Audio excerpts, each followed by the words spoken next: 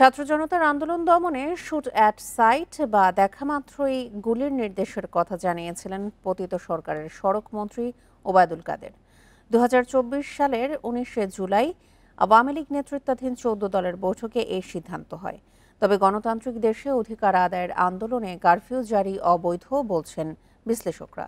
তাদের মতে ওবায়দুল কাদেরের বেফাঁস মন্তব্য সরকারের পতন ত্বরান্বিত করেছে।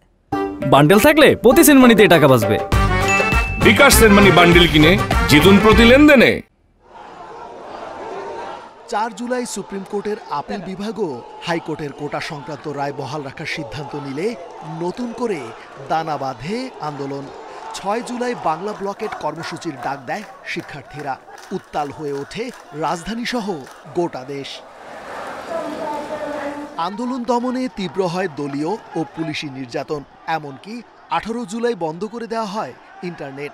তারপরও আন্দোলন দমনে ব্যর্থ হয়ে গণভবনে 14 দলের বৈঠকে কারফিউ জারি ও সেনা মোতায়েনের সিদ্ধান্ত হয়। এটা অবশ্যই কারফিউ এবং এখানে শুট অ্যাট সাইটও আছে। বিশ্লেষকরা বলছেন, গণতান্ত্রিক দেশে অধিকারের আন্দোলন দমাতে কারফিউ জারি অবৈধ। মুক্তিযুদ্ধের চেতনা ধারণকে পুঁজি করে জনগণের উপর নির্যাতন চালিয়েছে স্বৈরশাসক। আর এর চূড়ান্ত বহিঃপ্রকাশ ঘটেছে জুলাই আন্দোলনে। এই অধিকার আন্দোলনকে দমানোর জন্য যে কারফিউটি জারি করা হয়েছিল সেটি ছিল অবৈধ।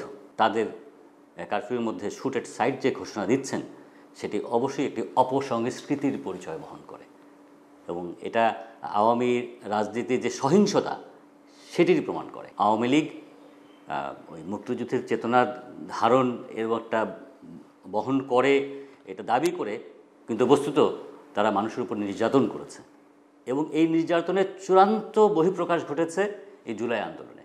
মিথ্যা তথ্য ছড়িয়ে আন্দোলন দমানোর কৌশল সে সময়ে আন্দোলনকে দ্রুত চাঙ্গা করেছে, যা পরে আওয়ামী লীগের পতনকে আরও ত্বরান্বিত করেছে বলে মন্তব্য বিশ্লেষকদের। প্রথম কথা হচ্ছে যে এটা তার এখতিয়ারভুক্ত বিষয় নয়, এটা অযাচিত এবং এটা খুবই হার্ড, খুব কঠোর ভাবে এটা করতে গিয়ে লেজে গোবরে করে ফেলেছে। ঝামেলা তৈরি করা, আইন শৃঙ্খলা পরিস্থিতির অবনতি দেখানো, সেখানে সরাসরি প্রকাশ্যে গুলি করে হত্যা করা, এই ধরনের ঘটনাই কিন্তু আওয়ামী লীগ সরকারকে মানে পতনটাকে ত্বরান্বিত করেছে। পালাবো না, কোথায় পালাবো? পালাবো না, প্রয়োজনে ফখরুল সাহেবের বাসায় গিয়ে উঠবো।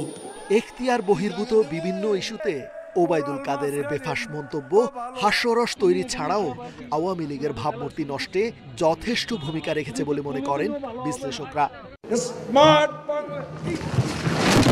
রেজওয়ানুল হক, ইন্ডিপেন্ডেন্ট নিউজ, ঢাকা।